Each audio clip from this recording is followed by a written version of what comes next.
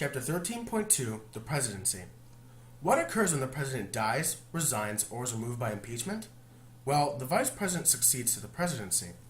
The vice president would also become the acting president if the president becomes temporarily incapacitated, but this is only temporary. It lasts until the president is able to resume office.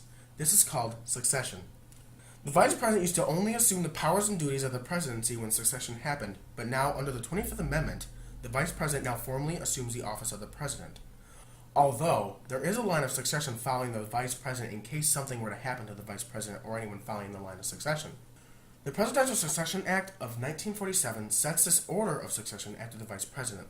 The presiding officers of Congress are followed by the heads of the cabinet departments in the order that they were created. The 25th Amendment also addresses the disability issue. The vice president becomes acting president if the president informs Congress in writing that he or she cannot carry out the powers and duties of the office, or the vice president and the majority of the members of the cabinet inform Congress in writing that the president is incapacitated. The Constitution gives the vice president two formal duties: to preside over the state and to help decide if the president is disabled. Otherwise, the vice president simply must be ready to assume the duties of the presidency if necessary. Often, the vice presidential candidate is chosen because he or she can balance a ticket, helping the president get elected due to personal characteristics such as ideology, geographic background, race, ethnicity, or gender. No vice president has been given as much power as the president, in part because the president cannot remove the vice president.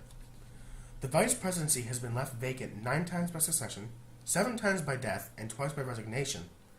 Under the 25th Amendment, the president can fill a vice presidential vacancy by nominating a vice president, who must be confirmed by both houses of Congress. Created using Powtoon.